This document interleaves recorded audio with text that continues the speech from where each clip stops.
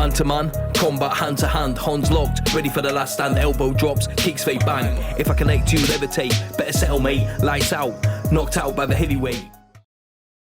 It's Toby from Heavyweight MMA. Lucky today to have Grandmaster Fari Salievski, straight out of KMA, Liverpool, Australia, man. How are you today? Oh, I'm well, but Grandmaster, boy, that makes me sound like I'm 150 in the shade, mate. Wow, that's a big title. Well, you did start training a long time ago, Fari. I don't know, did they even have electricity back then? Can you tell me, man? It was a long time. Look, mate, we didn't need electricity because we moved so fast to avoid the dinosaurs, mate. That's it, man. Anyway, man, I've met you quite a way back. It was in 2016 when you came over to Macau, China with Martin Nguyen and a few of your team to fight Christian Lee. And that was great to meet you guys and really good to see the result that you guys got on that night, which was a front guillotine choke, left him unconscious, slumped on the canvas. And it was good to meet you guys over here. Nice team, man. You know what? You showed great hospitality, but it was like Aussies catching up and from all over the world. And, you know, you don't really know each other, but you got two things in common. One, you're an Aussie. Two is, you know, we love the martial arts. So I thought you were a great host, you know, and a great human, which is wonderful. So it's all the better when we got a good result to show off to you. So. That's it, man. And from the start, I must say, you know, you fit the bill to be the exact type of person that I want to talk to. You know, someone that has dedicated their whole life to training and teaching martial arts, you know, for decades. And then also someone that I see as someone that has a really positive output on life. And this is, you know, this is something that combine those two together. It's the ideal person to talk to, you know, someone that can really focus on something like that for so long. And then someone that really still has a lot of positive output, man. So thanks for having me. Look, I think, to be honest, I think people need to see more of that because everyone is just so short-term in their thinking. You know, to me, you know, success is not in 3 months. It's not in a year. You know, it's longevity. You know, can you actually survive? And people say, you know, there's people much better than you. You know, when I started martial arts, there were people a lot better than me. But the fact is, I'm the last man standing. They're not around. So even if they were better than me, they're not there. So just by having the staying power, you know, showing that grit, I think it's a quality, you know, whether it be in life, whether you have a martial arts school. I mean, this is my 40th year of teaching. So that's a lot of years. And even, you know, becoming champion is one thing. Staying champion is something else. You know, getting rich, staying rich. There's all those things that, I mean, you know yourself, you know, I think in our society, people undervalue older people. I mean, you know, my biggest hero is my dad. And, you know, and in martial arts, I think, you know, you should value older people that got that experience. I mean, exactly, they can show you how to last, if nothing else. So exactly. I mean, do you know? Maybe we got lucky. You know Steve Maxwell, man, a very well-known BJJ guy from the States, but also like a very into exercise science, whatever. Talking to Steve, he was saying that he doesn't trust anyone's advice unless they're around 80 years old. So he looks to people that have had that full life experience, that have, you know, 40, 60 years experience in their chosen sort of area to listen to, because they're the ones that really know. And, you know, you can see that there's people running around that are in their 20s talking like they know everything when they just don't, because they haven't had the time to really learn everything. But, you know, as you get a bit older, you do develop that mastery, right? Just through perseverance and time. That's how you develop in everything. Mastery is a big word and some people can bag it, but, you know, mastery is different things for different people. But for me, even last week, I had a young guy, 17-year-old, wants to be the next big thing in MMA. And he said, look, I don't know whether I should be training at one of your KMA schools in a state, came in to train with me. And he said, oh, look, my dad's telling me to do this. And my uncle's telling me to do this. And I go, simple. I said, with respect. Have they been teaching for 40 years? I'm not going to tell you who to get advice from, but what's their history? What have they done? Oh, you know, but there's some good advice, but what do they produce? With respect. So they haven't really got a platform of anything. They don't even teach full time. I mean, look, respect your dad by all means. I love my dad, but my dad's not going to give you martial arts advice. I can tell you with respect. So. Yeah, man. And what you're mentioning too about time, that leads into perseverance. When you've got your young guy coming in, You know, he doesn't need to bother himself too much. Of course, find a good school, find a good teacher. But the biggest thing he needs to bring is his perseverance, right? He needs to, if you're starting about someone coming in the door, that's the big thing they need, because like as Lolo Hermuli mentioned, master coach from New Zealand, he mentioned that he's had talented guys come and go. They come and go all the time. You have guys come in, you think, wow, look at this guy. He can be a champion. But they don't have that perseverance. Whereas you get someone, his example was Ray Sefo, came in, had a bit of natural talent, but had that perseverance to come in every day, to train every day, even after his fights, you know, and this is what leads to success, right? Absolutely. Look, build on a foundation. And look, too many people want to keep on moving left, right, and center. And I always say build, but too often the norm has become that they throw the baby out with the bathwater. Well, hang on a sec. Maybe the bathwater wasn't that dirty. Maybe the bathwater actually did all right, and you're throwing it out and changing the formula. Build on it. You know, I mean, look, we're in MMA. MMA evolves. You'd be crazy not to build on it. But you know, to go at a tangent and start experimenting or risking at the expense of your foundation, you know what? Look, and I'm not going to name names, but you see a lot of it in the UFC, for example. It hasn't worked out too well for many. You know, I mean, if you look at the light heavyweight champion that was with in Albuquerque, Mr. Greg Jackson, right? He got upset that the younger guy got the chance, Jones, and you know, and then ended up leaving the team. With respect, I mean, he then trashed that team, and I've met them both. I mean, Greg Jackson's a personal friend of mine, you know, someone that I model myself in, and I was in shock that you've got one of his, you know, ex-fighters not only left, then rubbished him. Well, mate, one of his last fights, he lost to one of the Aussies, the judo guy from Melbourne, who was, you know, probably on his last fight, and that's probably one of his biggest wins. It's Dan, right? Yeah. And you know what? Look, the records, they just tumbled, and they just, I don't know, like, why do you want to do it? They want to burn bridges, and you know what? I think that's why I want to be known as a school. I don't want to be known as a gym. I don't want that gym mentality, and I don't like it. I'm not a fan, you know. So people saying, "Oh, you're a gym," I always bring it back to them, mate, we're a school. You know, you can call me anything you like. You can call me sir. I'm not a fan of the word coach. You know, grandmaster, masters. I'm, you know, neither here nor there. But you know what? You're going to call me sir. And if you don't want to, that's okay. Go to a gym and you can call them whatever you want. Man, listening to you and listening to some of your interviews, your gym is in a way kind of a throwback to the past a little bit, and the old sort of ethics of martial arts, right? Could you explain like where that sort of comes from and what you value in KMA, and you know what's the sort of ethos in there? Well, the thing is, you know, people say that, you know, your little martial arts school doesn't have. I'm going on the floor and I got all these UFC champions, Bellator champions, and in your little school you got kids, you got 4-year-old kids, and I'm going, and at the end of the day, whether you got UFC, Bellator champions around you or don't have, you still got to do the work. When you get in there fighting, and there's no one in there with you. So for me, look, I hate fighting. I love the science of fighting. So for me, what are you going to go in there with? What strategy are you going to go in? And that's the idea of, you know, to me, when you talk about mastery and the whole, you know, we need to have that little art of war happening when we're going to fight.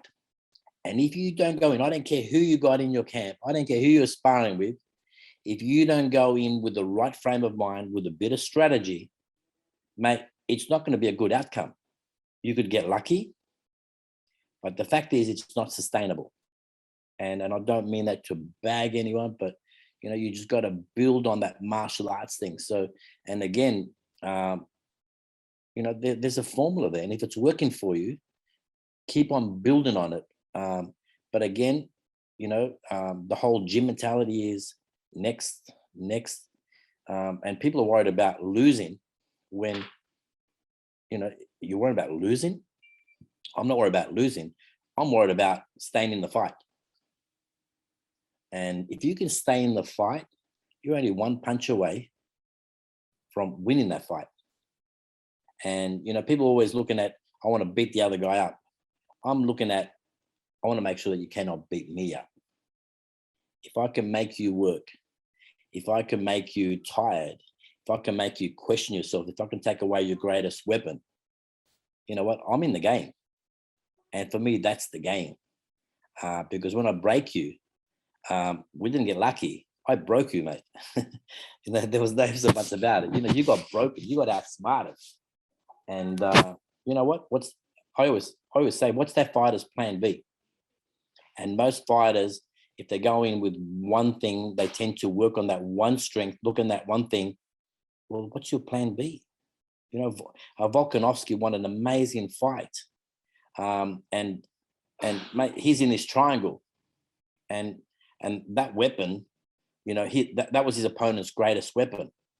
But again, and I look, I love BJJ, don't get me wrong. But just because it's your greatest weapon, while I'm doing the triangle, I would have also been looking for a wrist. Why? Because then I've also got a plan B. If the triangle just doesn't come off, I'm going to start looking for a Kimura or a lock of some kind just to add to it. I mean, it's not like he's going to go anywhere. He's stuck. But people are putting all, mate, this is my key thing. If you get into my triangle, you ain't going to go nowhere. Okay, what if he does? And if you look at Volkanovski, I'm such a fan. Not only did he survive that amazing triangle, the moment he got out of the triangle, what did he do? The moment, not, 5 seconds later, 10 seconds, in the instant he got out, it started raining punches, which also comes back to cardio as well. So great cardio, he ain't going to get tired. He let loose. But the mistake was, there was no plan B in his opponent's, what he thought was his greatest weapon. When you're in my triangle, you're dead. That's it, man. And to me, that's a failure, with respect. You had a chance to get a world title and you put all your eggs in this one submission, your favorite submission. I mean, you can ask Marat what his favorite submission was, had the world record of 8 in a row. Well, unfortunately, he didn't have a plan B. And, we play on that. And there's examples of that. That's why I spoke about Volkanovski as opposed to talking about Martin and Marat. And in saying that too, if I get back to it just momentarily, we bragged about what we're going to do. If you ask Michael Chiavello and the commentary team, we said, this is exactly what we're going to do. I do that for 2 reasons. I want to make sure, 1, no one ever thinks we got lucky. 2 is, I also want, in that case, Martin, who was my fighter at the time, I want him to verbalize it and constantly say, this is what we're going to do, this is what we're going to do, this is what we're going to do. Not, I'm going to win, not, I'm going to knock him out. Mate, he will not choke me. He will not be able to hold me. And then we're going to smash him. And mate, true to our word, we even had the speech sorted out afterwards. The speech, because our weight kept on coming down. So we're already planning the winning speech. Mate, our weight is so low, we're going to go 1 division down. So I want you to talk it up. Don't be just another winner. Mate, not only are we going to win this, we're going to win the next division down because we were only like a kilo away. Let's make a mark from now. Let's throw a grenade out there. Everyone's going to be talking. Because I can tell you, a lot of people didn't even watch our fight. Chatry didn't even watch it. He even said, I didn't watch the fight. I thought you were going to lose. How good's that? Yeah, that's good, man. And then not only did you challenge for the title down, you actually fought for the title up with the next one and delivered on the game plan again with overhand timed perfectly for the turning back kick, right? Again, I love Martin. Look, that overhead, to be honest, is probably to his detriment in the longer term because he doesn't have a knockout punch. I'm sorry, I love him dearly, but if he had the knockout punch, Bibiana would have been knocked out. All these people would have been knocked out, right? He's done a good knockout with a good knee, but that overhead hasn't happened. With that fight, I mean, we drilled it the night before. One of our own boys, Andy Lee, he was KO'd. He was out cold for a good 5 minutes. And we only just touched him. We drilled. You got a much bigger guy. Again, with respect, look, I love Team Lakai. I'm a fan of their cardio, their fitness. But you know what? I just thought it was a bad strategy against a smaller guy. Why do you think Martin never fought him again? Because I can tell you, if I was fighting Martin again, all I would do is leg kicks, leg kicks, leg kicks, smash those legs. I mean, Martin was hurting. He goes, those leg kicks. I go, good. I'm glad they hurt. The more they hurt, the more you don't want to get hit. I didn't say avoid them, mate. The best way to avoid it is, we need to knock this bigger guy out. So we drilled going into that little corridor. And again, the traditional martial arts of doing my Taekwondo that everyone bags. In Taekwondo, they do it like a donkey style kick. And these boys, they do a lot of it. Everything's like a side kick. Mate, there's a corridor for us. That was an invitation saying, look, I've got this path. Just come and get me. At the very least, if it wasn't a knockout, it would have been a good coat hanger where he would have been on the ground. And on the ground, again, we perceive that as a weakness. And if Martin's on top of you, you ain't going to go nowhere. Martin's very hard. Even if you're a submission guy, if Martin has you on your back, you're not going to submit him off your back. I can tell you now. Not maybe. That's his strength. That was always our go-to if we were in trouble. That's it, man. Hey, you mentioned then about having the Taekwondo expertise. How does that help you as a coach, man? You've got so many different experience in different areas of martial arts. How does that help you as a coach? Yeah, man? look, KMA stood for Korean martial arts. So Taekwondo and Hapkido were my background. Taekwondo was the kicking, the sport, which has evolved now to, I'm not really happy with the way the sport is going, so I don't do it anymore. And the Hapkido was the stand-up grappling, close the distance, I grab you. Everyone knows it as wrist locks, but for me, my Hapkido is more of a clinch game, I come in to grab you, to shut it down. I'm not there to exchange punches. We don't want to get hit. So the whole philosophy is to not get hit. And the Taekwondo, obviously the kicks, but you understand it. You defend against something a lot better when you understand it. I mean, I don't even boast about it, but the fact is that, I have a 7th degree in Taekwondo and 8th degree Hapkido, but we just incorporate it all into the Hapkido. And we keep BJJ as our ground game. But I'm not into the sport of Taekwondo because they drop their hands. To me, it goes against everything that I believe, to drop your hands. I just find that mind-boggling. You want to do a martial art where you drop your hands. I ain't doing it. And man, you mentioned this then that people say bullshit, etc., about some of these like traditional martial arts. What do you feel about that? What's the counter to that, man? When people say something like Taekwondo is bullshit, no use learning it, or Hapkido. Well, look, mate, look how many front kicks have won, have knocked people out. Anthony Pettis jumps off the cage. I think it was a WEC title fight against the guy with the long hair. I can't think of his name at the moment, but in round 5. Benson Henderson, 20 seconds to go. Runs off the cage, does a roundhouse kick to the guy's head. Mate, that's traditional martial arts. We do it off the wall, off the cage, off a body. It's an off the wall kick. It's in our curriculum. And you might go, that traditional bullshit didn't work. Well, not only did it work, it was round 5, 20 seconds to go, world championship fight, a title fight. It worked. Needless to say that it's also highlighted on almost every video, every martial arts video around the world. Hey, look, mate, I just look, for me, it's use your weapons that you have. If you got something extra on the other guy, great. If nothing else, at least you can understand it to defend against it. How do you defend against something? Benson Henderson had no idea what the hell was, this guy was going that way. What the hell is he doing? Well, guess what, mate? You can ask him after you wake up. So, you know what? It's a good surprise, Life is like a box of chocolates, mate. And that's the value of the traditional martial arts. Randy Couture lost his teeth in his last fight on a front kick.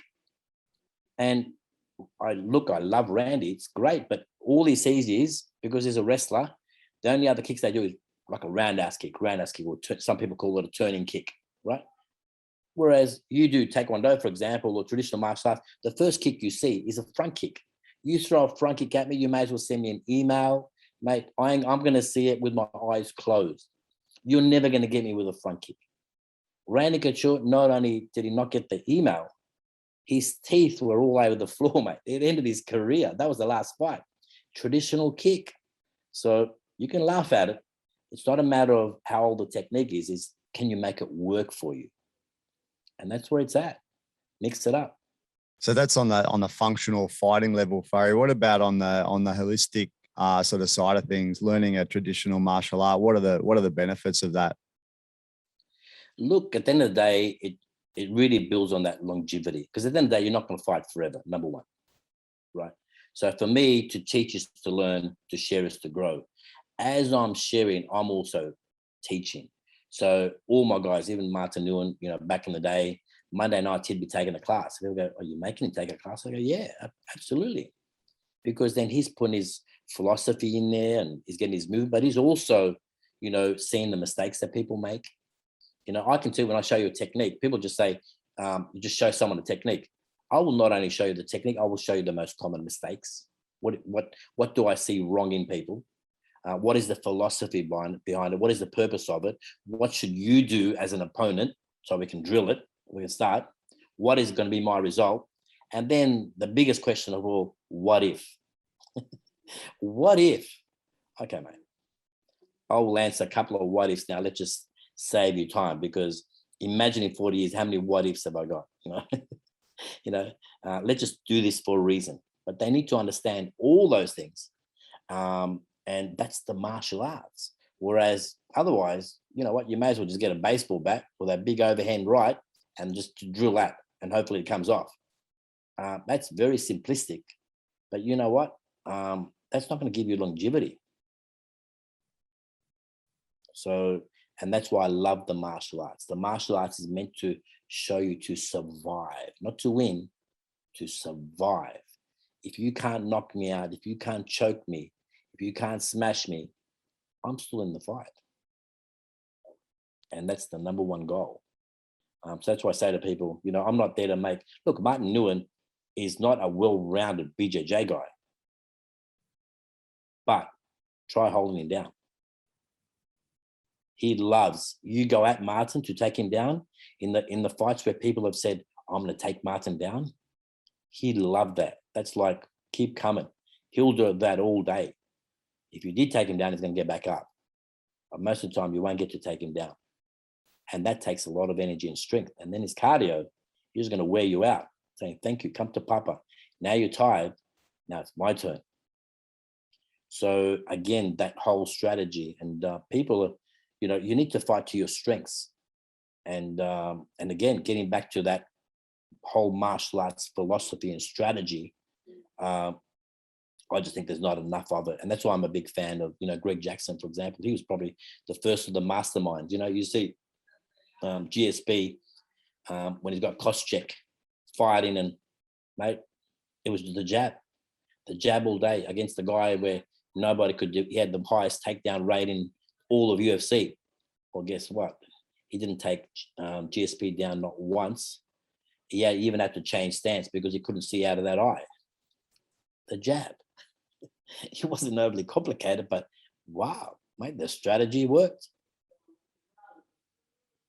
Keith Jardine beat Greg Jackson. He was fighting for Greg Jackson, and he fought who was the light heavyweight champ. Got a mental blank at the moment. All he did was kept on doing a roundhouse kick, and he's really awkward. And he beat his opponent that was knocking everyone out. The guy that keeps on fighting, that had the big run-ins with Tito Ortiz. I've got a mental blank at the moment. See, I'm getting old. Anyway. Oh, right. Anyway. Chuck Liddell or no? Chuck Liddell. Yep. Right. Have a look at Keith Jardine versus Chuck Liddell. Keith Jardine was supposed to get smashed. Now, Greg Jackson, the genius that he is, we're going to keep on doing the roundhouse kick to the body. Mate, that body kick just smashed Chuck Liddell. And Chuck Liddell just didn't know what to do. He lost that fight, the unlosable fight. And again, I look at that. You got and look, nothing against Keith Jardine. Wasn't in that league, but he won the fight. And that, I'm such a fan, because nobody expected it. Ask Greg Jackson if he expected it. ask Keith Jardine, mate, I've got nothing to lose. This is all I'm going to do. I'm going to follow. I'm going to trust in my coach, and we're going to do this. And guess what? What a beautiful result. Won the fight. If you get a chance, watch it. Not pretty, but neither is that jab to someone's face for 5 rounds. But when he can't see you and he can't take you down, to me, that's what I love. But fighting itself for fighting's sake doesn't do anything for me. I'd rather sit with my dad and have a good cup of coffee, to be honest. Yeah, man. You talk about, I like that concept that martial arts is like a long-term sort of practice, whereas fighting is a short-term thing, because as we know, I can't fight anymore. I could probably do BJJ comps or something, but I wouldn't be going in a striking or MMA competition. But yeah, you have your time, but you can still train, you can still actively participate, you can still grow. So yeah, I think that's one of the big benefits, right? It's not a short-term thing. But even BJJ, you can't go, look, I can't go the way I did 10 years ago, mate. Look, for me, I'm tired of, I don't want any more injuries. I'm over it.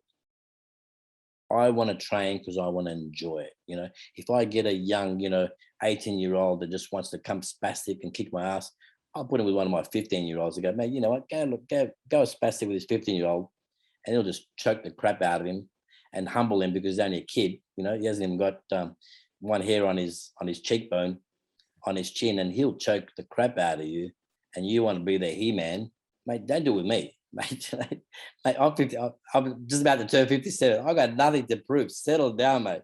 I'm not your trophy, mate.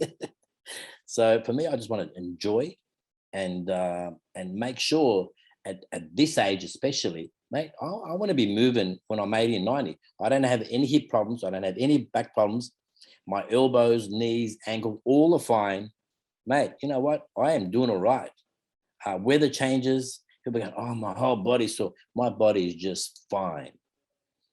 You know what? I want to look after that. I don't want to live in pain. And that's martial arts, to understand what causes you all that pain and to avoid it. I mean, isn't that why we do martial arts? Because we don't get punched in the head. But people go in and go, I got to constantly going so hard. Well, mate, I'm not sure if you've seen that Facebook meme where the guy's doing BJJ and before the class he goes, I love BJJ, I'm feeling great.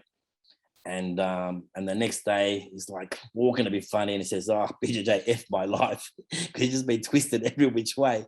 Going, well, it wasn't BJJ, it was just your approach to it, mate.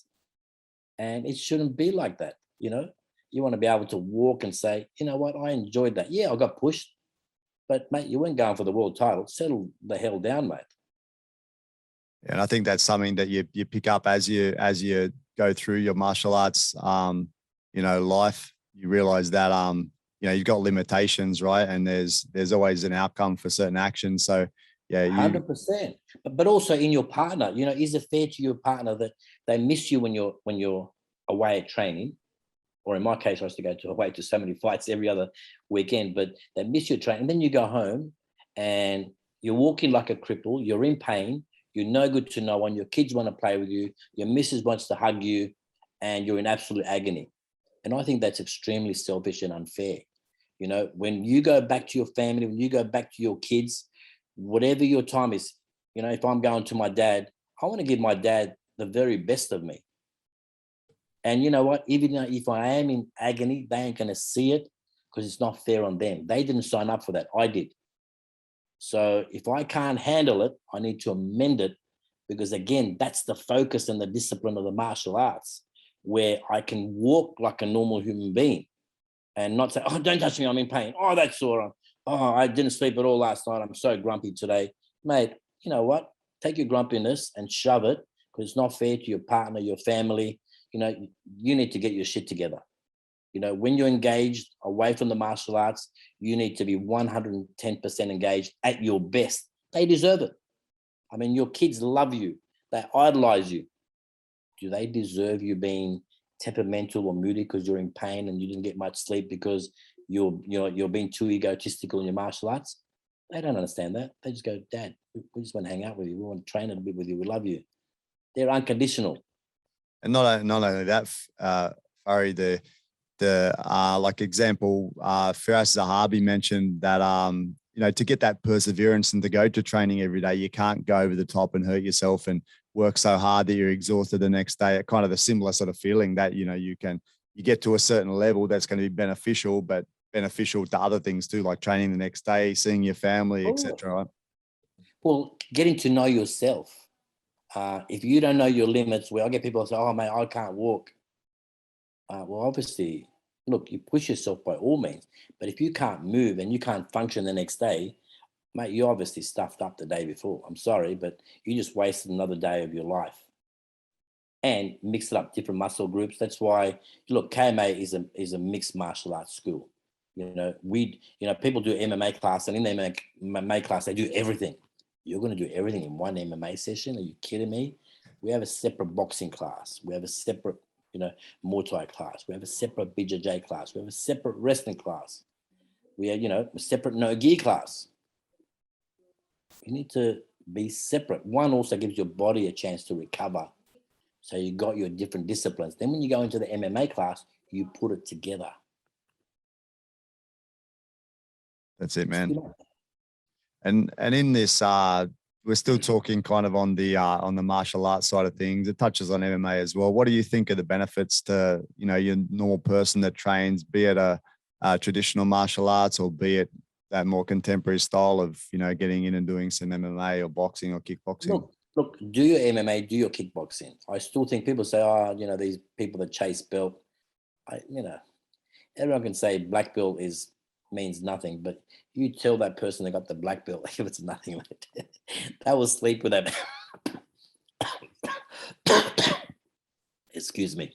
I was in the rain the other day, but you know, the person that got that black belt, that will sleep with that belt. You ask a kid if a black belt, mate, they feel like Superman, mate. And I just love the idea of having that structure where you're getting that belt. You know, be it BJJ, be it Hapkido, be it Taekwondo. I love all martial arts. And that's the other thing too, which is sort of, you know, I think it's extremely disrespectful. You know, people into the MMA, they'll bag the shit out of every martial art because you don't see it in the UFC. And I go, have you ever gotten a black belt? Oh, mate, the belt just holds your pants up. Well, you're only saying that because you didn't have the discipline and the grit to stick with it, and you got no belt, mate. And I'm sorry, but you got no belt.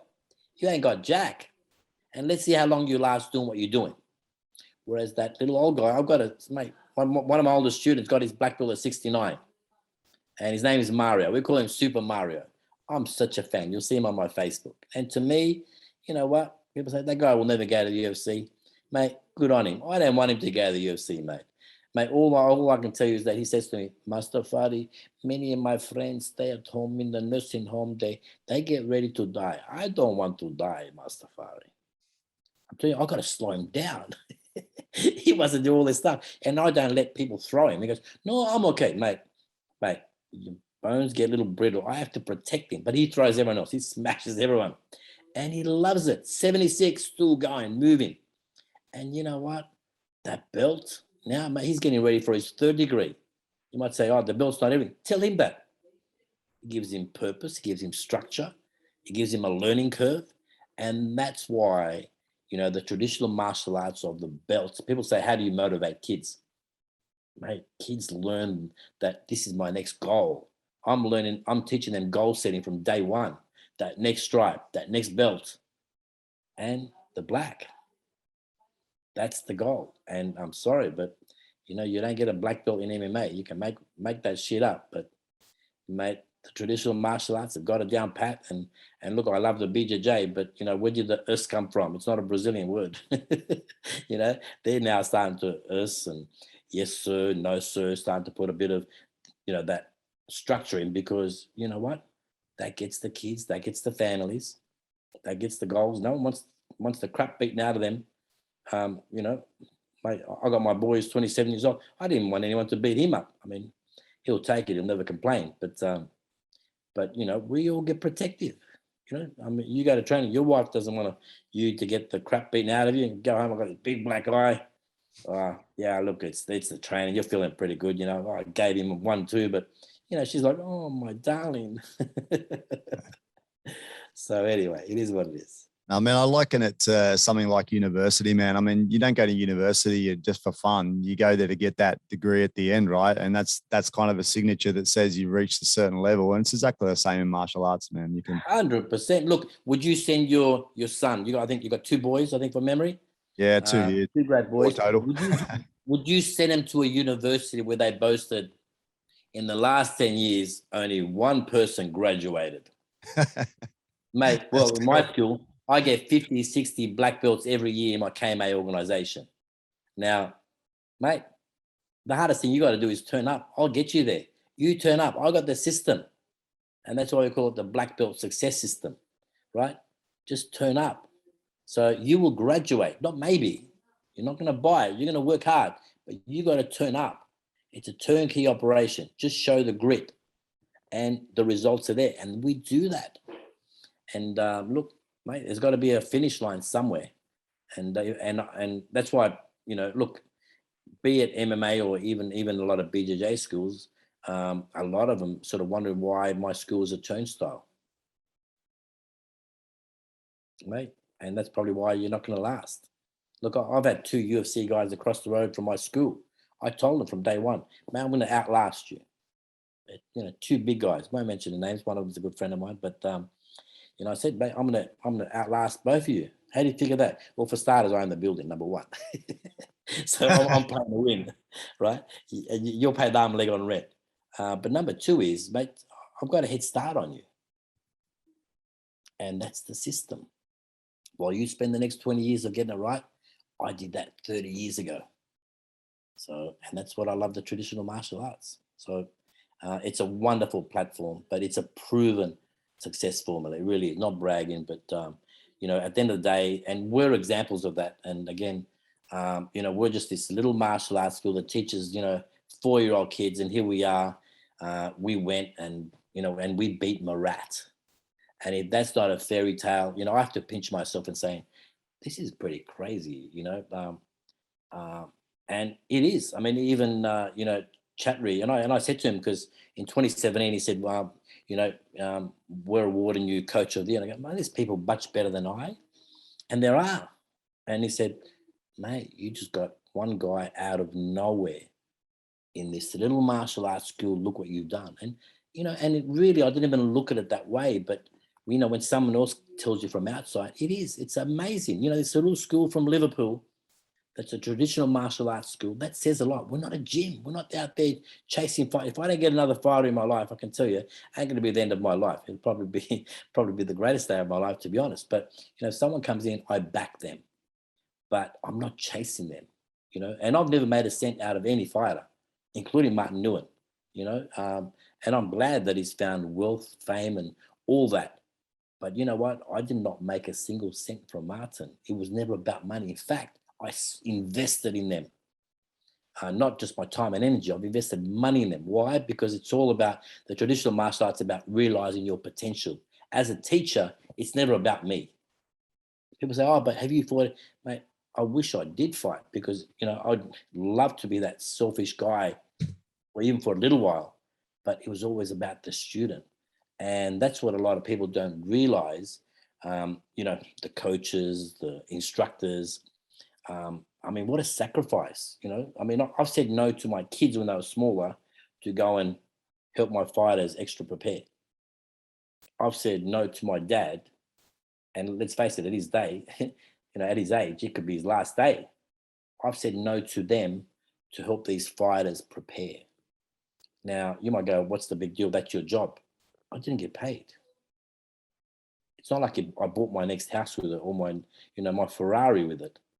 It cost me, and yourself, it's time away from your family. Can you put a price on that? To be honest, I'd rather not pay that price, but we've all done it because you go, you know what, that just got this potential. And I always go back to Martin, because, we set every single fight, and I set every single fight from day one all the way to fighting Kevin. And even Kevin, Martin was so disappointed when we lost via split decision to Bibiano. And the fact is, we hurt Bibiano. From the side, I can tell you, I love that fight. I can tell you. You can watch it. the way they screened it. And I just think those angles and that don't show the violence that I saw. I mean, we hurt him, and that's why he couldn't fight. And Martin goes, oh, look, I really want to get another chance. And you know what? Look, I'm also a salesman. So Martin, I will get you that fight. How did I sell it? If he's truly injured, set up an interim. We will fight the next up and coming, which was Kevin. We'll fight him in Manila because I love fighting in Manila. What an atmosphere. The Filipinos are so patriotic, and mate, I'm telling you, when they scream, the cage vibrates. I'm telling you, it's just amazing. So it was a no lose for one championship because let's face it, the Filipinos, not only they're passionate, it's a great market, and I knew they're going to get a sellout crowd. So I sold it. And one championship said, okay, Fari, good idea. We're going to make that happen. You're going to get another shot. So I said, Martin, careful what you wish for. Here it is, mate. And that's part of the role, again, to realize someone's dream and potentially. We really wanted that third title so badly. But, the fact is I didn't get involved strategically. I didn't get involved in that fight at all. Yeah, man. So yeah, a lot of it's about sacrifice, right? You obviously, training a lot of people, you really have to sacrifice some of yourself to help these people achieve their goals, right? A lot of yourself. There is a price to pay. So, you're not only are you investing in them to succeed, but, the fact is, especially in the MMA, it's a fickle world, people move on, you've also lost a lot of yourself when that you've invested in them. And it's not easy, it's like, if you've been divorced, it's a hard thing. Try losing someone that you brought them up as, excuse me, you treat them as family and you put so much into them. This is what happens when you get old.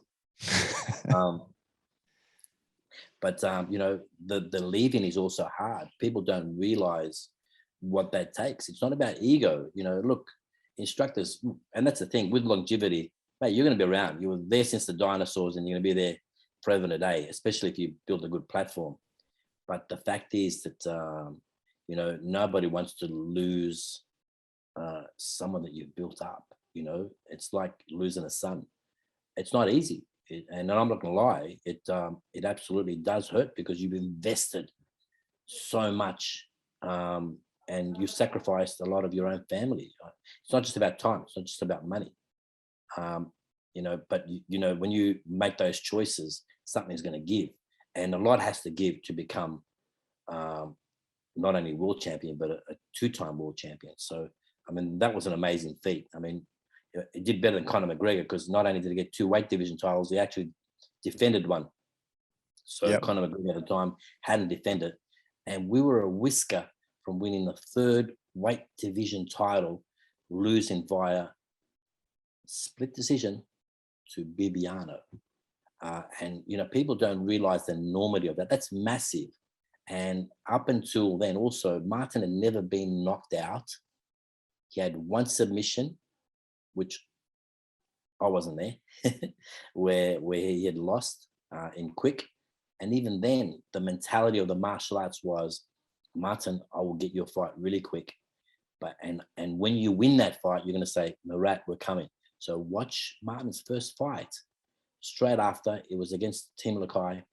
Martin virtually runs across the cage. We didn't take a risk, take him down, ground and pound. We cut him open. Then in the fight, Martin yells out, Murat, we're coming.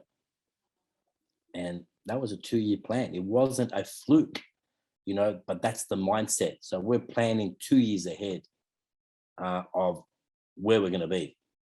And if you don't plan, our slogan in KMA is imagine, believe, become. Well, if you ain't going to imagine it, you ain't going to believe it. If you're not going to believe it, you're not going to become it. So there it is. That's a trademark, by the way. So if anyone's out there trying to... Yeah, man. You touched on about fighters coming and going there, Fari, like talk about some fighters coming and going, etc. And it touches on one of those key attributes of the old school mix of old school martial arts is, you know, loyalty. You know, I think that's something that is a benefit. I know you don't want to get stuck in something if you feel like you can't, you know, get Of better or course. whatever. But at the same time, to show and demonstrate loyalty is a value in life, you know. And I'm very impressed actually talking to some of the young Australian fighters, Jack Della, Far Jack Jenkins, Colby Thickness. These guys, I put the words in front of them. Say, will you go to one of the big camps overseas? Is that something you're looking to in the future? And they say, well, we've got what we have here. I would like to do some training with different people to upskill, but I'll always be part of this gym. And I actually I rate Look, that. any teacher that loves you, anyone that wants the best for you, is never going to hold you back. You know, the fact is, look, like Greg Jackson, we're on a first name basis. I can ring him now. You know, so many of these guys that you build relationships with all over the world, mate. You know, the coaches and instructors, there's a wonderful network of people. So, you know, build on it by all means. But, you know, look, there's different ways of doing things. Life can teach you a lot of lessons. No one's perfect. Sometimes it's, you know, you get one go at it. You go, I've never done this before, and see how it goes. And time will tell, you know, and time makes liars out of us all. It proves us right or it proves us wrong. You know, at the end of the day, history, you'll be judged by the history you produce. So, you know, for me, look, I've had a whole lot of fun. I don't have no gripes, no anything, mate. At the end of the day, you know, this little school in Liverpool, like I said, with our little kids, we went and got all these titles, mate. We're up in big giant billboards, and you know what? We made those titles, and we didn't lose those titles. So maybe, just maybe, we either got lucky or maybe we're doing something right. But I personally think that's the power of the traditional martial arts. And you know, and I'm an example of that, because you know what? I'm turning 57. So you know what? You want to come and train, and you're going to see a whole lot of people, older people that train with me. And I go, so I've got all these young guys. How many older people you got? What's wrong with older people? They don't need any inspiration. So, you know, I want young guys, mate, from 4 years old to, you know, he's now 76, Super Mario. Yeah. And you know what? That's the spectrum that I want. And to me, I want them winning in life. So, you know, if you ask Super Mario, does he give a crap about who won this and who did that? Go, I don't care, Master Fari. I don't want to die. You know, it is wonderful South American accent, and mate, beautiful. You know, warms my heart. And you know what? Here I am. I inspired that man, not only to be loyal, but I've inspired him to live. What's his training worth? What's his life worth? Mate, to me, that's what keeps me in there. You know. So, That's it, man. And I'm still going. And Fari, you mentioned 57, man. When did you start? And like, where did you start? Like, was it in Liverpool or was it in the city, or where was it, man? You know what? It's, you know, and I don't go back into, like, I was doing judo at the age of 5 at the Newtown PCYC.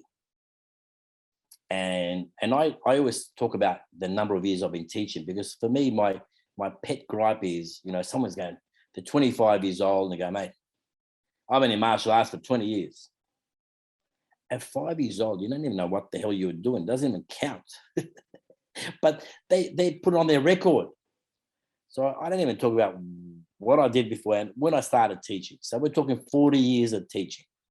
And, you know, and on the thing with the judo, where at Newtown PCYC, my first school, I ended up going back and taking over that very room that I did judo in as a kid. Because back in the day, judo was everywhere. And then, you know, for whatever reason, judo is not everywhere. And I took over that very room at Newtown PCYC. You know, I was in the era with the era of Jeff Fennick, Johnny Lewis. You know, we all know each other pretty well. You know, I'm a big fan of Jeff Fennick, who's an extremely generous guy. You know, Jeff Fennick used to put the money in to support the building, but I can tell you, I brought the kids in who kept the membership up at Newtown PCYC, or the Boys Club as it was called that day, back in the day. And there's some great history. You know, Hitman Harding, I think you mentioned to him recently. You know, there's some amazing people that came through. And, you know, it was a tough area. Sure, man, for sure. Hey, back in those times, man, there's old stories of gyms like challenging each other and stuff like that. Did you ever have any experiences like that? You know, back in the day, I don't know. Look, maybe I think sometimes you get what you put out. I never had anyone come at me. Back in the day at Liverpool, I had half a dozen guys come in, and I never knew at the time, but they were bikie boys, and one of them, his name was Zoltan. Seriously, if he wasn't 7 foot tall, and later they said to me they went from school to school or gym to gym, all the way from Campbelltown all the way to the city. And this guy would pick you up. Now he picked me up. I wrapped my legs around him, put him in a guillotine. I'm like off the ground, and he's like, and he just let me go. I let him go. Look at each other. I'm going, I don't know what's going to happen here, right? There's 6 of them, and they're big boys. And he goes, mate, good job. We're joining. And I just go, there's a woman by the name of Catherine used to work for me, and I go, Catherine just signed him up. I'm trying to be cool. In my head, I'm going, what the hell just happened? And that was the only time ever that anyone's ever done that. So I just think it's what you put out. If I'm there saying to everyone, you know, I'm going to kick your ass and I can belt you and we're the world's greatest, people are going to come in and put it to the test if that's what you want to do. But you know what? I'm not about being the world's greatest. I want you to be the greatest you can be. So sometimes you will get what you know, so to speak. And I'm not saying that's the case for everyone, but in my case, I never had people coming in. And if we did, when you're doing the BJJ and the MMA stuff, I have a tendency to get the young boys in with, you know, with the guys that want to come in and be animals. Because if you got a 14, 15-year-old kid, you know, choke the crap out of you, that humbles you, because here you are, a grown man, and you got all that testosterone happening, and you just got choked the hell out by this young kid who didn't even try hard. So you know what? How about you just settle down? Because imagine if the bigger boys grabbed you. So, and you know what? That's always been my style. But for me personally, I've never had, you know, it wasn't our culture. So I think it's part of that culture, and that's probably why probably good to be known as a school, that martial arts traditional school. They don't even fight. Beautiful. Thank you.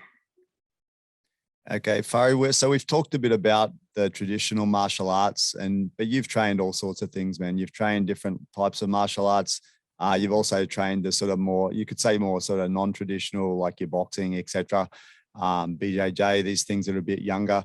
Boxing's not younger, but you know, it doesn't have as much as that sort of traditional feel about it as far as martial arts go. What would you say is the most sort of functional single martial art or art when it comes to like a fighting sort of thing? Like maybe just saying being able to fight someone on the street as an example. What would you think? Yeah, look, and people say the boxing. Look, I love the boxing, right? Don't get me wrong. And like for me, when I do pads, it gives me a chance to practice my power. Great. But I'm not necessarily a fan of it in a fight, because as much as I can hit you, for me to get close enough to get one on you, you're also close enough to get one on me. So for me, my whole thing is any style where I can go in and grab you, and you know yourself, if there's no distance, there's no space to generate the power. I don't like to get hit. Even back in my Taekwondo days, when I used to compete, if I won, but in the process, someone kicked me in the head, to me, that was a loss. I did not like, and probably it's the Taekwondo thing, because, you know, there was no punching to the head to begin with. So a kick is pretty heavy going, and that was like the ultimate insult.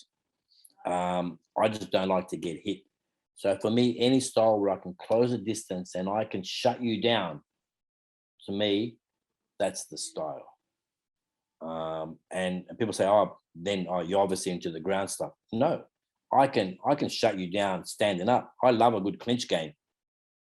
For me, that's where it happens. Whether we go to ground, whether I stay there, the bottom line is I shut the distance and took away that 50-50, because the punching is a 50-50. And again, look, I love Martin, but his last 2 fights, mate, yeah, he went in for the big hit. But guess what? The other person got the big hit first. That's a 50-50. That's a high risk game. And if anyone ever wants to learn a lesson, that's it right there. If it comes off, great. But if it doesn't, you're asleep. And I'm just not into that 50-50. I'm not into getting hit. It's too high a risk. So as much as I love boxing, I don't even look. I watch the odd boxing fight, but 12 rounds of someone getting bashed in the head, that's your whole target. That's the brain wasn't designed for that. We're doing martial arts not to get hit. That's why I'm really into the shield, coming in and I'm grabbing you. I love a clinch game. Our BJJ classes all start stand up. I can tell you now, everything starts stand up. We're there to shut the distance. Even the other day we had a big discussion. Someone said, Master Fari, every time you drill something, you step in with your right leg and punch with your right hand. Whereas in boxing, you just jab and then you stay there. You stay your orthodox stance. Why do you step in? And I go, simple. I want to step in because I don't want to stay there. I want to cut the distance. For me, that's my way in. So even when I'm drilling, I'm stepping in with my right hand and my right leg because I want to get close to you. I want to set it up. If I don't set it up, you're going to hit me on the way in or knee me or knock me out. But I don't want to stay there and bang with you, especially I'm not 57 yet. I'm only a month away, but I may as well practice being 57. I don't want to get hit. And you can have the world's best choke in the world. But if I cannot get in to grab you and you knock me out, my world's greatest choke doesn't mean jack. I need to be able to cut the distance. And to me, any style, that's why, look, my Hapkido, my style of Hapkido, traditionally everyone just gets you on, they grab your wrist. Mate, you know what? I'm going to grab you. I'm coming to get you. And I'm telling you, when I come in, my ear is going to be on your heart and I'm going to be listening to your heartbeat. And that's my spot. That's my little comfort zone. And that's where I want to be. And does that translate then to your recommendations for like MMA? someone learning or starting in MMA or wants a base, would be better to be a grappling type of base or something that engages clinch, just to minimize damage more than just coming into it as a stand-up fighter? Look, you need to stand up to keep you fit and also to give you that distance, because how do you defend against something if you don't do it, right? Number one. So you need that stand-up experience, but not to be taking hits left, right, and center. Most of the people become a little bit punch drunk, not so much from the fight, but because of the amount of training that they've done and they're getting bashed left, right, and center. I'm not into that. I don't allow head strikes. I can tell you now. If you want a head strike, you need to put boxing gloves on, and even then it's controlled. If you got MMA gloves, you are not punching anyone in the head. I can tell you, we need to minimize. So for me, it's, to be able to shut that down, and if it means shutting down not to get hit, great. If it means, hit and move, work on your movement a lot better, all those things come into play. So you do need to mix it, because I can't always grab you. But, I can work on my speed to have a look at Dominic Cruz. I love his footwork movement.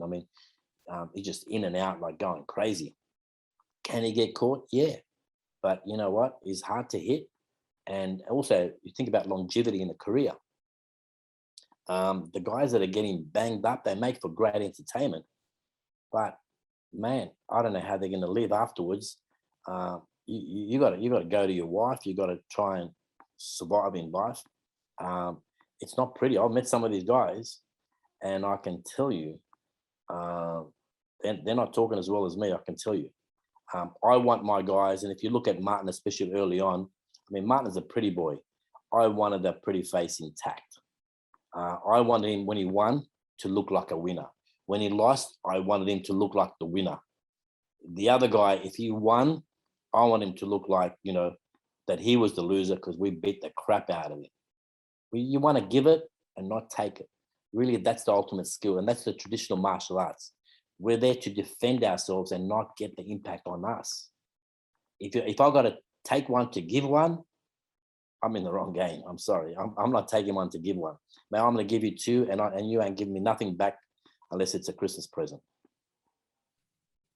Yeah, man, that's it. Obviously, the goal of it all is to not get too damaged. And I think that's the new way of thinking, especially in MMA. People, not everyone, but quite a few people are starting to take that on board. There's people limiting their hard contact sparring to as minimal as they can. And then there's people, like you mentioned, that are not even really doing any head contact. So, you know, people are starting to be aware of closed head trauma, etc., and just well, some of the big UFC guys are actually saying, I'm doing zero impact now, zero impact in my training. And I'm going, wow, that's a big call.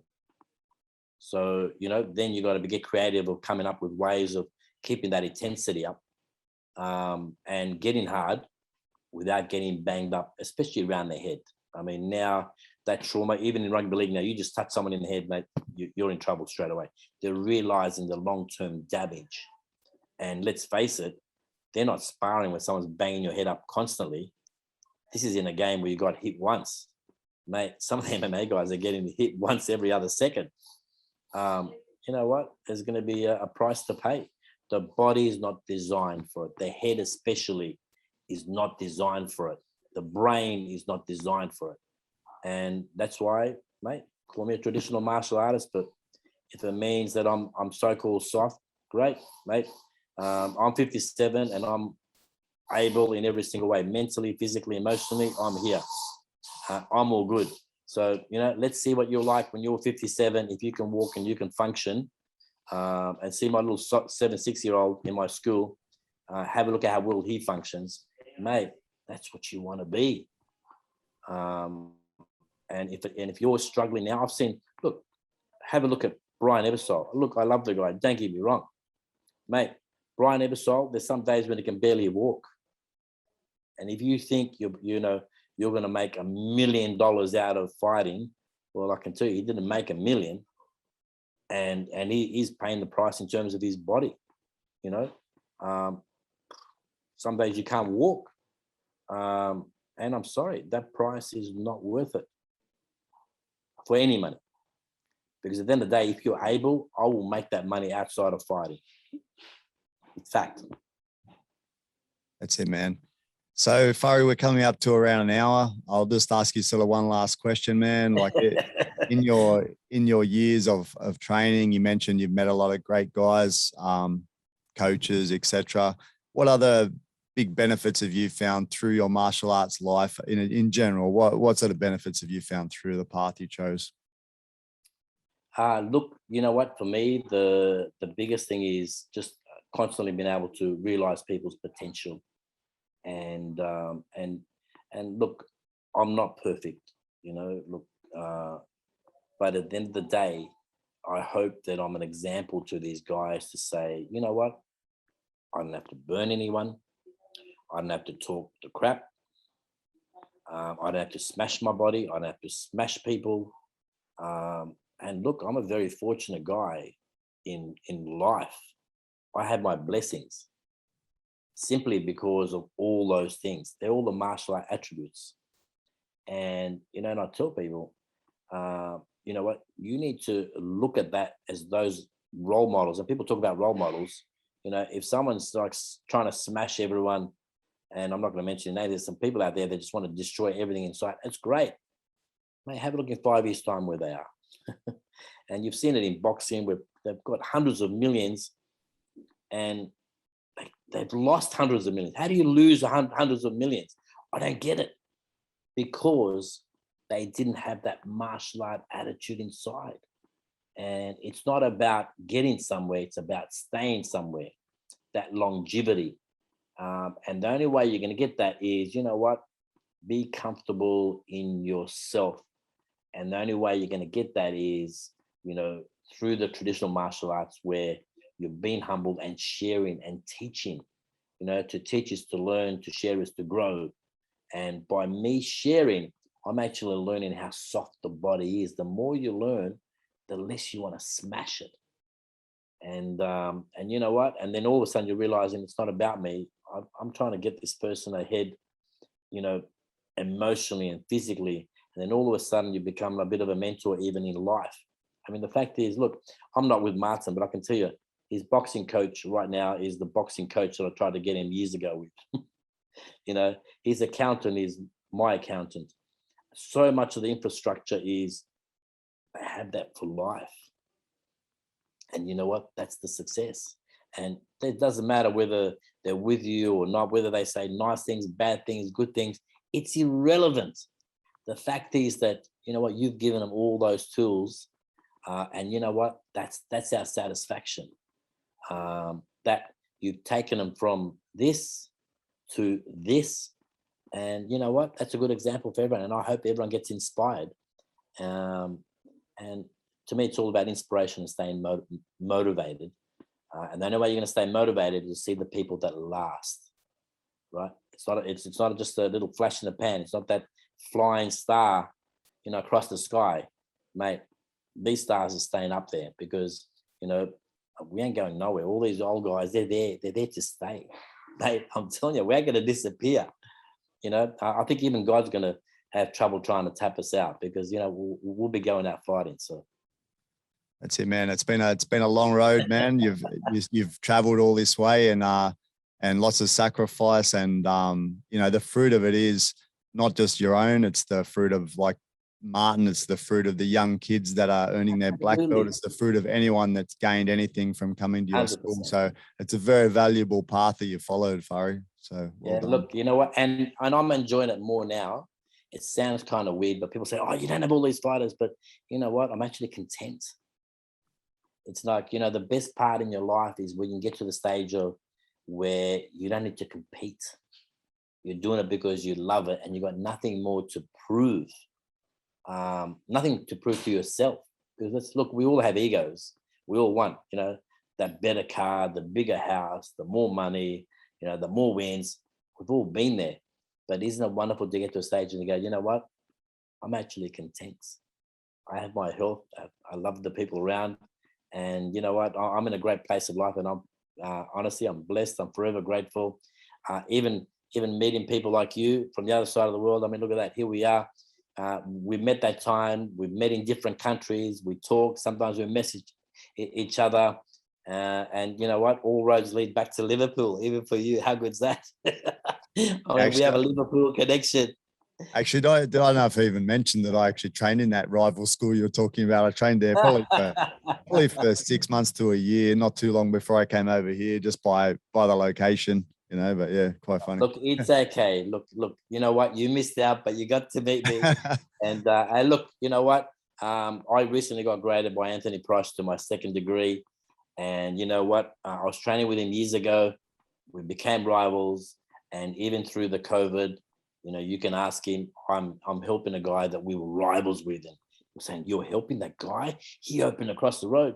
But you know what? I don't like to see people struggle, you know. He did a lot, you know, with the UFC late in life, and he put his body on the line, and he's invested a lot. I'm in a position to help, and I want him to succeed and survive this. And especially the COVID, I mean, we really are, as an industry, we really are in it together. I'm not here to, you know, see somebody go down. I will help my worst enemy, you know, so-called worst enemy. And look, not only did I help him through it, he's invited me to his school, and here I am as a 2nd degree BJJ guy with Anthony Price. So how good's that? That's awesome, man. All right, man. Thank you so much for your time, Fari. It's been a while since we've had a good long chat like this. So it's good to have a chat, and we'll catch up again in the future, man. Thank you for the chat, and my apologies for the cough. Like I said, we've had some crazy wet weather in Sydney, and I absolutely got soaked the other day. So, but the cough, it's not COVID, just simply a cough. And thank you for staying in touch, and love to everyone. And if you're in Sydney, come and visit the Palace. It's not snow; they're actually white mats. Come in and say hi. Will do. All right, thanks, man.